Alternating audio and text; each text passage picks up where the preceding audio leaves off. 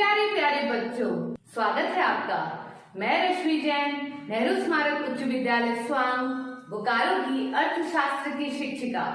Video के इस part में हम देखेंगे क्लास 9 चैप्टर 2 संसाधन के रूप में लोग का पार्ट 2। तो बच्चों, इस चैप्टर के पिछले वीडियो पार्ट 1 में हमने देखा था कि मानव संसाधन क्या है, मानव पूंजी क्या है और किस प्रकार मानव संसाधन को मानव पूंजी में परिवर्तित किया जाता है। और इस क्रम में जनसंख्या की गुणवत्ता को बढ़ाने के क्रम में हमने शिक्षा के महत्व को पिछले वीडियो में अच्छे से जाना था।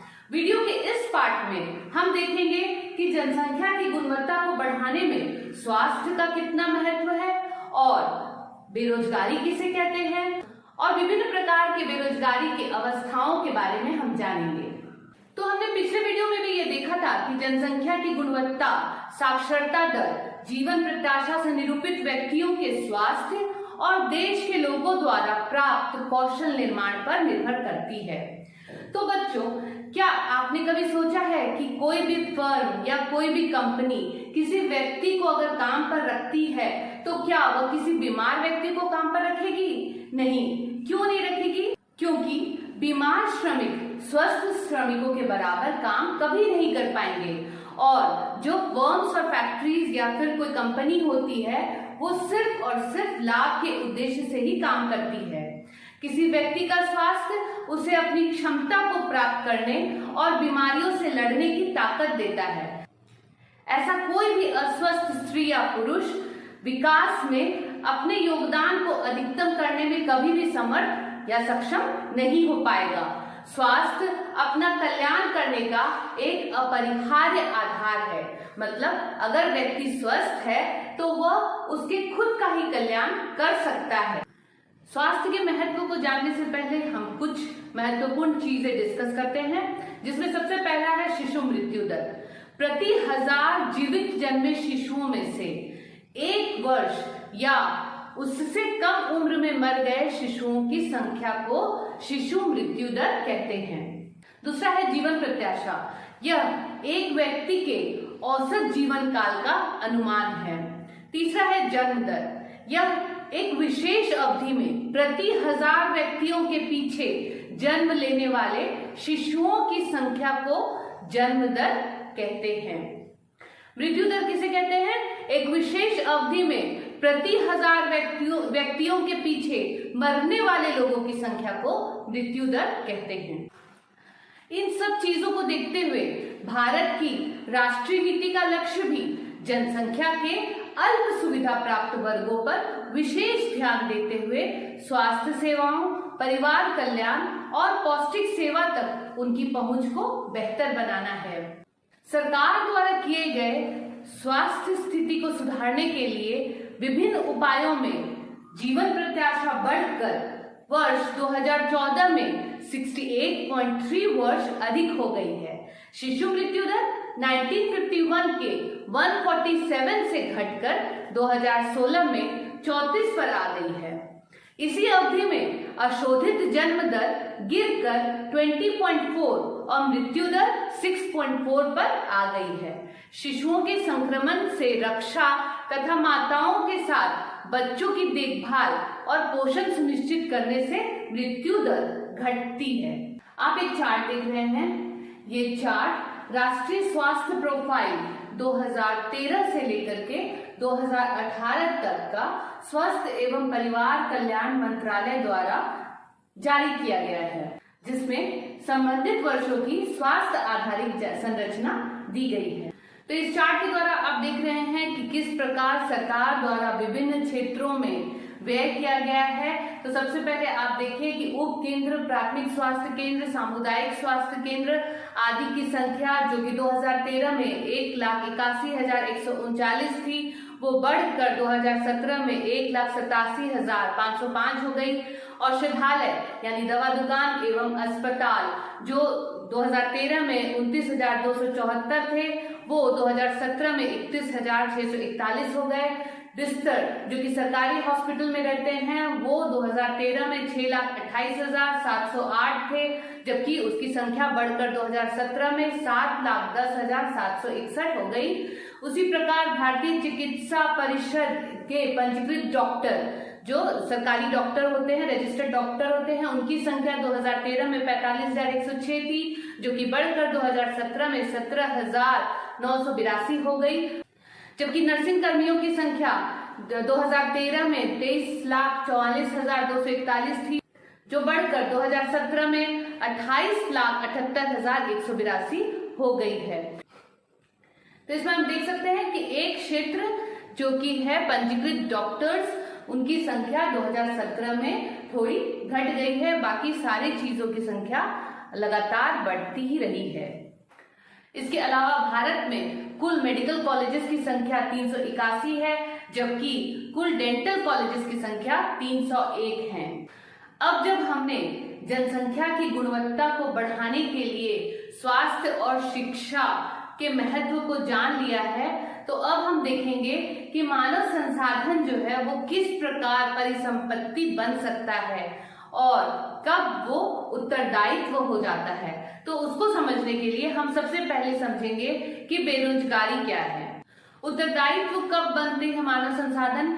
जब वो बेरोजगार होते हैं, उनके पास कोई काम नहीं होता है और इस प्रकार वो किसी देश की आर्थिक वृद्धि में कोई सहयोग नहीं कर पाते हैं, तो वो किसी देश के लिए उत्तरदायित्व बन जाते हैं। तो इसे समझने के लिए हम सबसे पहले समझेंगे कि बेरोजगारी किसे कहते हैं। तो बेरोजगारी उस परिस्थिति को कहते हैं जब प्रचलित मजदूरी दर पर व्यक्ति काम करने को इच्छुक होता है, वो काम करना चाहता है लेकिन फिर भी उसे रोजगार प्राप्त नहीं होता, तो ऐसी परिस्थिति को हम बेरोजगारी कहते हैं। श्रम बल जनसंख्या में वे लोग शामिल किए जाते हैं जिनकी उम्र 15 से 59 वर्ष के बीच है, क्योंकि 1 से 14 वर्ष की आयु के बच्चे जो हैं अगर वे काम करते हैं तो उन्हें बाल श्रमिक कहा जाता है, कानून जिसकी मान्यता नहीं देती है। तो हम 15 वर्ष से ऊपर के लोग को ही इस परिस्थिति में देख सकते हैं और 59 वर्ष तक इसलिए रखा जाता है क्योंकि 60 वर्ष की आयु को हम रिटायरमेंट एज कहते हैं। 60 इयर्स के ऊपर के जो लोग होते हैं उन्हें हम बेरोजगारी की सीमा में नहीं रखते हैं। जैसे यदि कोई औरत अपने घर का काम करती है या फिर अपने बच्चों को पढ़ाती है तो उसे हम बेरोजगार नहीं कह सकते, क्योंकि वो बाहर जाकर काम करने के लिए इच्छुक नहीं है। इसके अलावा हम उन लोगों को शामिल नहीं करते इस कैटेगरी में जो लोग मानसिक रूप से अस्वस्थ हैं। तो बच्चों, आपने बेरोजगारी की परिस्थिति को अच्छे से जान लिया। अब हम इस फ्लो चार्ट के जरिए देखेंगे कि बेरोजगारी को कितनी कैटेगरी में बांटा जाता है। सबसे पहले हम देखेंगे कि बेरोजगारी 2 प्रकार की होती है। एक होता है ग्रामीण बेरोजगारी, दूसरी होती है शहरी बेरोजगारी। ग्रामीण बेरोजगारी वो बेरोजगारी जो ग्रामीण क्षेत्रों में होती है और दूसरा है शहरी बेरोजगारी जो शहरी क्षेत्रों में होती है। ग्रामीण बेरोजगारी को भी 2 कैटेगरी में बांटा जाता है।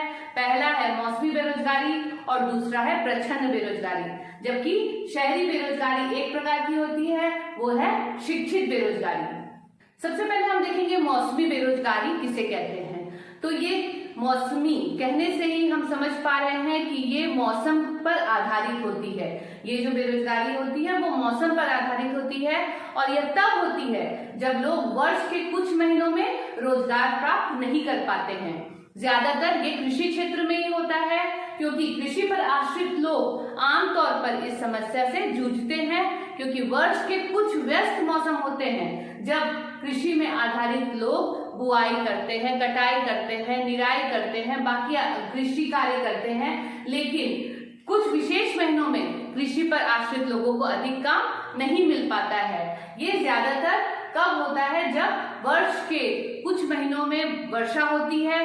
तो जब वर्षा होती है तो किसानों को काम मिल जाता है, वे खेती करते हैं, लेकिन बाकी के 6 महीनों में वो बेरोजगार रहते हैं। इसका एक एग्जाम्पल और ले सकते हैं कि गन्ने की जब खेती होती है तो गन्ने से गुड़ बनाया जाता है, उसको फैक्ट्री में ले जाकर जब गुड़ बनाया जाता है तब बहुत सारे लोगों को रोजगार मिलता है, लेकिन ये ज्यादा से ज्यादा 1.5 से 2 महीनों का काम होता है।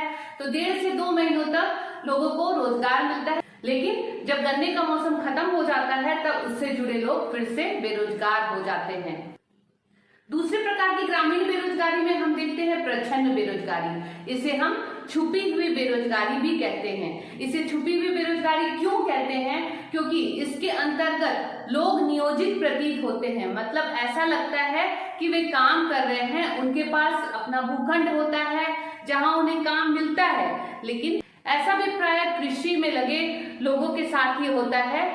जैसे यदि किसी परिवार में 8 लोग हैं और वो 8 लोग एक ही खेत में काम करते हैं, वो 8 मिलकर 100 क्विंटल गेहूं उपजाते हैं, लेकिन यदि उनमें से 3 लोगों को हटा दिया जाए और बाकी के 5 लोग फिर से उसी खेत पे काम करें, तो वे 5 लोग भी काम करने के बाद 100 क्विंटल गेहूं ही उपजाते हैं। तो इसका अर्थ यह है कि उन 3 लोगों को हटाने से खेत की जो उत्पादकता है उसमें कोई कमी नहीं आई, और जिस खेत में 5 लोगों की आवश्यकता है उस खेत में 8 लोग काम कर रहे हैं। तो ये जो 3 लोग हैं वे लोग क्या है? वे लोग छुपे हुए बेरोजगार हैं, यानी वे लोग प्रच्छन्न रूप से बेरोजगार हैं। अब हम बात करते हैं शहरी बेरोजगारी की। तो शहरी बेरोजगारी में शिक्षित बेरोजगारी की बात करते हैं। शिक्षित बेरोजगारी जो है वो शहरी क्षेत्र में एक बहुत ही सामान्य बात हो गई है, क्योंकि आप देखते हैं कि मैट्रिक, स्नातक और स्नातकोत्तर डिग्री धारी बहुत से युवक ऐसे हैं जिनको रोजगार नहीं मिल रहा है, जबकि हम देखते हैं कि मैट्रिक की तुलना में ग्रेजुएट और एमए किए हुए लोगों में बेरोजगारी अधिक तेजी से बढ़ रही है। ऐसा क्यों हो रहा है? क्योंकि जिन लोगों ने ये डिग्रियां ली है, हो सकता है कि उन लोगों ने कोई व्यावसायिक कोर्स नहीं किया हो सकता है कि उनमें तकनीकी कौशल की कमी हुई होगी। तो इस प्रकार हम देखते हैं कि शहरी क्षेत्र में शिक्षित लोग ज्यादा बेरोजगार हैं। अब हम देखेंगे कि किसी अर्थव्यवस्था के विकास पर बेरोजगारी का क्या प्रभाव पड़ता है।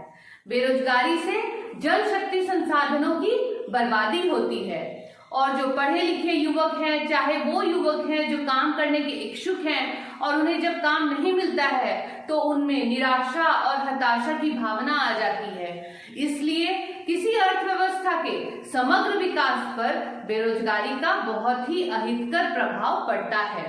बेरोजगारी में वृद्धि मंदीग्रस्त अर्थव्यवस्था का सूचक भी है। अगर लोगों को संसाधन के रूप में प्रयोग नहीं किया जा सका तो वह स्वाभाविक रूप से अर्थव्यवस्था के लिए दायित्व बन जाएंगे, बोझ बन जाएंगे। अब मैं आपको एक कहानी के माध्यम से बताऊंगी कि कैसे एक गांव के लोग गांव की अर्थव्यवस्था के लिए परिसंपत्ति बन जाते हैं। एक गांव था जिसमें अनेक परिवार रहते थे। प्रत्येक परिवार इतना उपजा लेता था कि उससे उनके सदस्य खा पी सकते थे। इनमें से एक परिवार ने अपने एक बेटे को कृषि महाविद्यालय में भेजने का फैसला किया। कुछ समय पश्चात वह कृषि इंजीनियरिंग की योग्यता प्राप्त कर गांव वापस लौटा। उसने उन्नत किस्म के हल का नमूना तैयार किया, जिससे गेहूं की उपज में वृद्धि हो गई। इस तरह गांव में एग्रो इंजीनियरिंग का एक नया काम सृजित हुआ और वही उसकी पूर्ति भी हुई। इस सफलता से प्रेरित होकर गांव की पंचायत ने गांव में एक स्कूल खोलने का निर्णय लिया। एक शिक्षक की नियुक्ति हुई। एक गांव के सभी बच्चे स्कूल जाने लगे। फिर गांव की एक लड़की को सिलाई का प्रशिक्षण दिलाया और वह गांव के सभी लोगों के लिए कपड़े सीने लगी। इस प्रकार गांव में दर्जी का भी एक नया काम सृजित हुआ। अब किसानों को कपड़े खरीदने के लिए दूर नहीं जाना पड़ता था और उनका समय भी बच जाता था और वो खेती में अपना अधिक से अधिक समय लगाने लगे।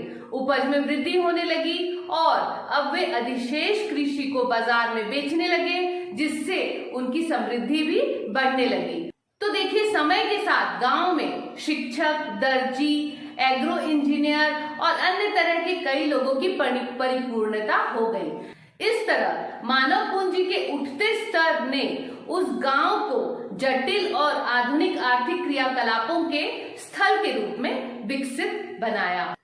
तो बच्चों, आपने इस अध्याय में देखा कि किस प्रकार शिक्षा और स्वास्थ्य में अगर व्यय किया जाए तो लोग अर्थव्यवस्था के लिए परिसंपत्ति बन जाते हैं। इस अध्याय में आपने अर्थव्यवस्था के तीनों क्षेत्रों में होने वाली आर्थिक क्रियाओं को भी समझा और बेरोजगारी से जुड़ी समस्याओं के बारे में भी जाना। और अंत में यह अध्याय एक गांव की कहानी के साथ समाप्त हुआ, जिसमें पहले कोई रोजगार नहीं था, पर बाद में वहां रोजगार के अनेक अवसर उत्पन्न हो गए। तो बच्चों, उम्मीद करती हूँ आपको ये वीडियो पसंद आया होगा। इस वीडियो के साथ प्लेलिस्ट में एक और वीडियो है जिसमें आपके लिए कुछ इम्पोर्टेंट एमसीक्यूज हैं, जिसको आप पढ़ें, देखें, जो आपकी परीक्षा के लिए सहयोगी हो सकती हैं। तो बच्चों, मेरे इस वीडियो को लाइक, शेयर और सब्सक्राइब करना ना भूलें और चैप्टर 3 की नोटिफिकेशन आपको मिल सके, उसके लिए आप बेल आइकॉन को क्लिक करना ना भूलें। Thank you.